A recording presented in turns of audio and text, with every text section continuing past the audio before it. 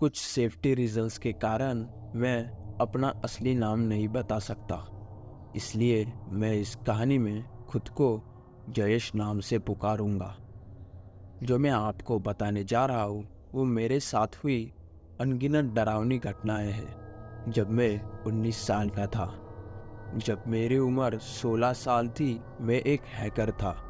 मुझ में इंटरनेट की डार्क साइड के प्रति बड़ा तीव्र जुनून था। इसकी शुरुआत फिशिंग और लॉगिंग जैसी छोटी चीज़ों से हुई, पर मुझे एक होशियार ब्लैक हैट हैकर बनने में ज़्यादा देर नहीं लगी। मुझे लोगों के बिजनेस के लेन देन में बाधाएं डालकर उनके पैसे चुराने का काम दिया गया था, और इसी तरह से मैं डार्क वेब की ओर बढ़ता गया।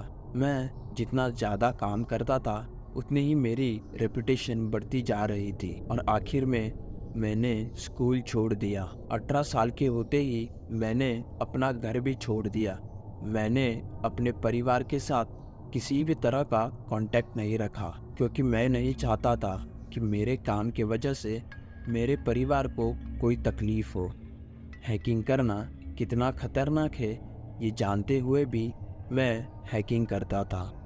सच कहूँ तो मुझे लोगों को हैक करने में बड़ा मज़ा आता था।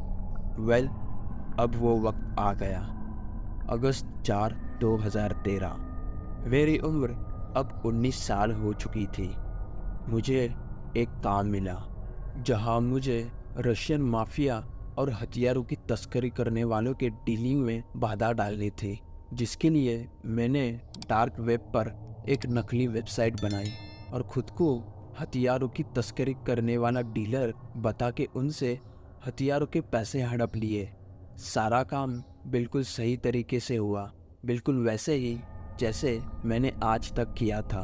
उनसे पैसे चुराने के बाद मैंने वो पैसे मुझे काम पे रखने वालों को दे दिए। इस काम को करने के लिए उन पैसों का 10% मुझे दे दिया गया। और रही बात मुझे काम पे रखने वालों की, तो मैं उन्हें नहीं जानता था और ना ही वो मुझे जानते थे, क्योंकि डार्क वेब पर डील करते वक्त आपको आपकी पहचान सीक्रेट रखनी ज़रूरी होती है। उस काम को करने के बाद मुझे काम पे रखने वालों ने मैसेज किया, जिसमें उन्होंने कहा जितनी जल्दी हो सके उतना जल्दी भागो। मुझे कुछ समझ नहीं आया, क्योंकि मैसेज में जल्दी भागो के आगे कुछ नहीं लिखा था। इसलिए मैंने उनको पूछा, आप कहना क्या चाहते हो? उसने मेरे मैसेज का रिप्लाई किया, हम लोगों ने रशियन माफिया के साथ पंगा ले लिया है। उनसे चोरी करने के बाद कोई जिंदा नहीं बचता, इसलिए कोई हैकर हमारा काम नहीं करना चाहता था। मैं खुद भी शॉक हो गया जब तुम इस काम को करने के लिए मान गए। उस रात मुझे काम देने वाले ने मुझे एक आखिरी मैसेज किया, जिसमें उसने कहा, ये मेरी तरफ से तुम्हें आखिरी मैसेज है। फॉर सेफ्टी रीज़न अब हम एक दूसरे को कांटेक्ट नहीं कर सकते। तुमने हमारा काम किया, उसके लिए तुम्हारा बहुत बहुत शुक्रिया। इस तरह की बातें होना डार्क वेब पे आम बात थी, क्योंकि काम होने के बाद कोई किसी के कांटेक्ट में नहीं रहना चाहता था। मुझे याद है उस रात सोते वक्त मेरे सिर में बस एक ही चीज़ गुनगुना रही थी, वो आखिरी मैसेज, जितना जल्दी हो सके उतना जल्दी भागो। मैंने डिसाइड कर लिया कि मैं अपनी सिक्योरिटी और बढ़ाऊंगा, क्योंकि मुझे कोई चांस नहीं लेना था, और मैंने वैसे ही किया। अब मैं पूरी तरह से सेफ महसूस कर रहा था, पर अंदर ही अंदर मुझे पता था कि मैं उतना भी सेफ नहीं हूँ। उस काम को किए अब लगभग 2 हफ्ते हो चुके थे, और मैं भी उस डील को भूल चुका था। और तभी कुछ अजीब हुआ, जिसके लिए मैंने आखिरी काम किया था। हाँ, वही जिसमें मैंने रशियन माफिया के पैसे लूटे थे। अब अजीब ये था कि ये मेरे साथ पहली बार हुआ था। जैसे कि मैंने पहले कहा था, एक बार डार्क वेब पे काम होने के बाद एक दूसरे के साथ कोई कांटेक्ट नहीं रखना चाहता, पर जैसे ही मैंने वो मैसेज देखा, मैं समझ गया कि ये मुझे काम देने वाला नहीं था, क्योंकि मैसेज में लिखा था, जैसे हमने इसे ढूंढ निकाला वैसे ही हम तुम्हें भी ढूंढ निकालेंगे। जैसे हमने इसे तड़पाया वैसे ही हम तुम्हें भी तड़पाएंगे। तैयार रहना, तुमसे जल्द मुलाकात होगी। वो पढ़ते ही डर के मारे मेरे पैरों तले जमीन खिसक गई।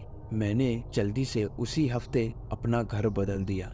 डार्क वेब पर इतने साल काम करके मैंने बहुत पैसे कमा लिए थे, तो पैसों की मुझे कोई दिक्कत नहीं थी।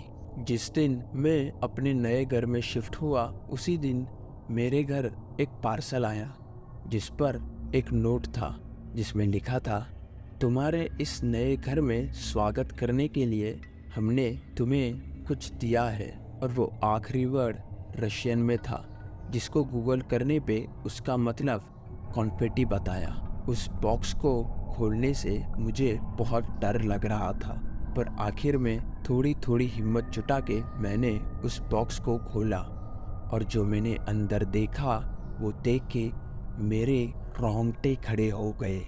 पहले तो वो मुझे कुछ मांस के टुकड़े लगे, पर जब मैंने उसको गौर से देखा तब मुझे रियलाइज़ हुआ कि वो किसी इंसान के टुकड़े हैं। मैं साफ साफ कुछ उंगलियां और एक इंसान की बाहर निकाली हुई आंखें देख सकता था। मुझे याद है, मैं चिल्लाते हुए उस बॉक्स से पीछे हटा। उस रात मैं उस घर में नहीं सोया। मैंने होटल में एक कमरा बुक किया। अंदर ही अंदर डर के मारे मैं मरे जा रहा था, क्योंकि अब मुझे पता चल चुका था कि रशियन माफिया मेरे पीछे है। मैं मरना नहीं चाहता था, इसलिए मैंने फैसला किया कि मैं अपना ठिकाना बार बार बदलते रहूंगा। मुझे एक सुरक्षित और खुफिया जगह मिलने से पहले मैं एक होटल से दूसरे होटल रात बिताते रहा।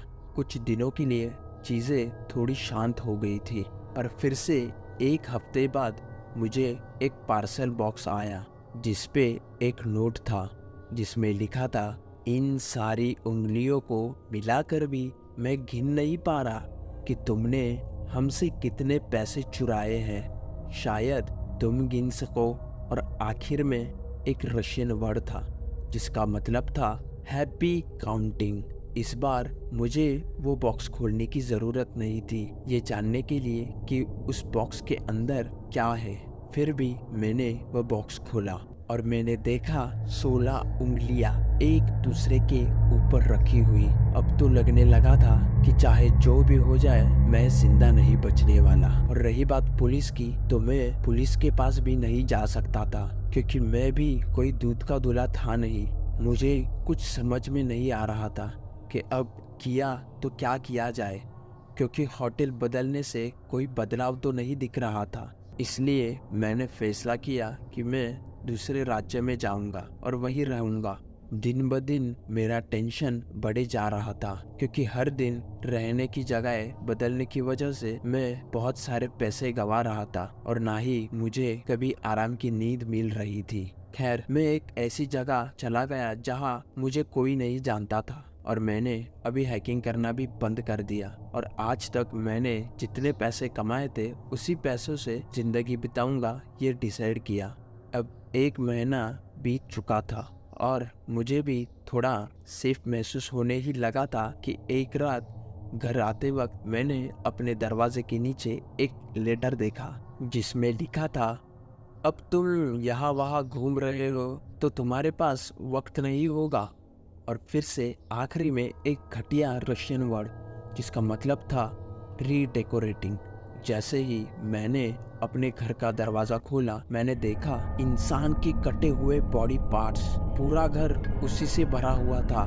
लटके हुए एक छोटे बच्चे के हाथ, टेबल पर एक इंसान का पाँव, और ऐसे ही बहुत से कटे हुए हाथ मेरे सीलिंग के पंखे से लटके हुए। उन बॉडी पार्ट्स को देखकर मानो मेरा शरीर कांपने लग गया। अब मैं और नहीं झेल सकता था। I had a mental breakdown. मैं पागलों की तरह रोते हुए जमीन पर गिर गया। मैं खुद को सवेरते हुए खड़ा हो ही रहा था कि मैंने एक डरावनी आवाज सुनी जिसने मेरे होश उड़ा दिए।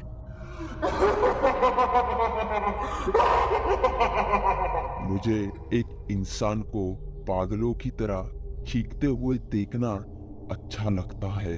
मैं अपना सिर घुमा के देखता, उससे पहले ही मेरे कंधे पे एक बड़ी तलवार से जोरदार वार हुआ। जैसे तैसे करके मैंने अपना सिर उस इंसान की तरफ किया। मैं उसका चेहरा तो नहीं देख पा रहा था, पर उसकी परछाई से मैं ये समझ सकता था कि उसका कद बहुत बड़ा था। तुमने गलत लोगों से चोरी की बच्चे। जितनी बार तुमने अपने रहने के ठिकाने बदले हैं, उससे ये तो जाहिर है कि अब तुम्हारे पास कुछ पैसे नहीं बचे। मुझे कहा गया था तुम्हें ढूंढ कर तोड़ने को और फिर छोटे छोटे टुकड़े करके वापस लाने को। मेरा काम अब लगभग पूरा हो चुका है, सिवाय तुम्हारे छोटे छोटे टुकड़े करने के। तैयार हो जाओ बच्चे, जिंदगी में किए हुए अच्छे काम याद कर लो। अब तुम्हारा मरने का वक्त आ गया है। और मैंने भी वही किया, अपनी मौत को अपना लिया। वो तेजी से मेरी तरफ बढ़ा।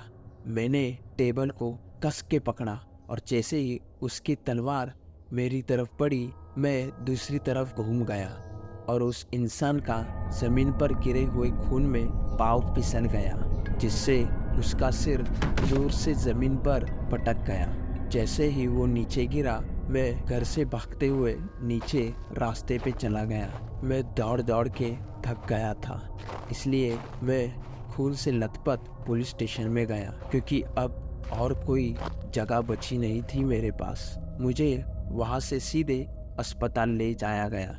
मैंने पुलिस को सब बातें बता दी। मेरे साथ हुए हादसे की जांच करने के लिए पुलिस कर्मचारियों को कहा गया। मैं अगले कुछ हफ्तों के लिए पुलिस प्रोटेक्शन में था। जैसे ही मेरे हालत में सुधार आया, मुझे एक सीनियर अफसर के साथ बिठाया गया। उन्होंने मुझे बताया कि मैं बहुत लकी था जो इतने खतरनाक लोगों से अपनी जान बचा सका। वो रशियन माफिया बड़े मशहूर थे उन लोगों को टॉर्चर करने में और उन लोगों की जान लेने में जो उनका रास्ता मोड़ दे या उनके साथ कोई धोखा करे। मुझे याद है जब मैंने कहा, चलो एटलीस्ट मुझे तो कुछ नहीं हुआ, मैं बच गया उन लोगों से।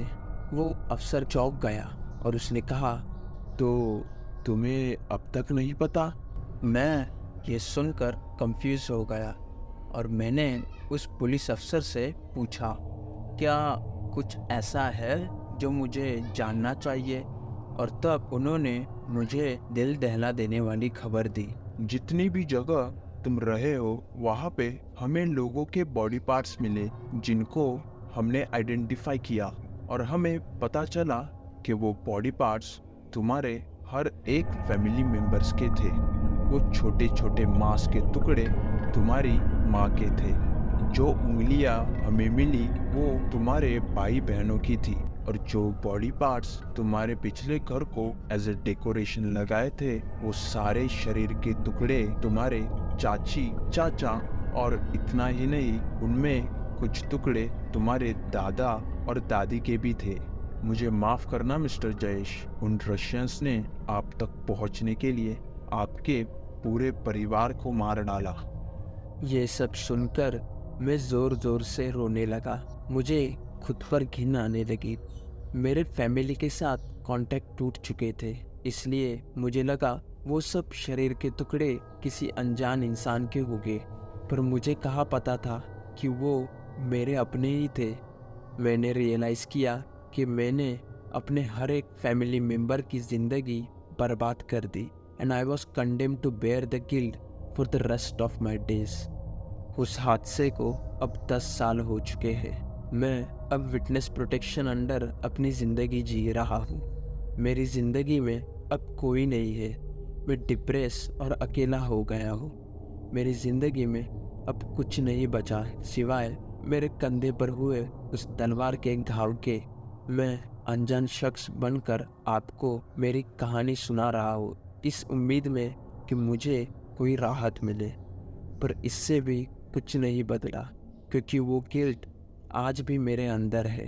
जो भी इस कहानी को देख रहा है, प्लीज़ मेरी आपसे एक ही रिक्वेस्ट है कि डार्क वेब से दूर ही रहना।